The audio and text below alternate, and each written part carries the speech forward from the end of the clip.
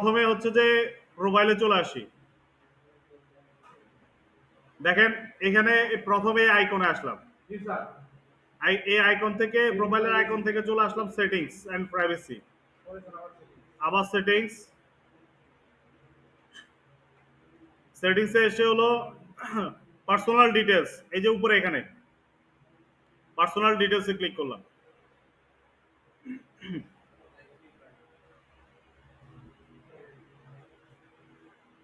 Personal details থেকে আমার এখানে এই প্রোফাইলটা আমি সিলেক্ট করে নিলাম, এটা আমার ফেসবুকের প্রোফাইল। ওকে, এই যে ইউজার নেম দেখা যাচ্ছে না, name, user name, profile picture, user নেমে ক্লিক করব। এখন এখানে আমি আমার যেভাবে ইউজার নেম দিতে চাই ওইভাবে ইউজার নেম দিব। ক্লিয়ার?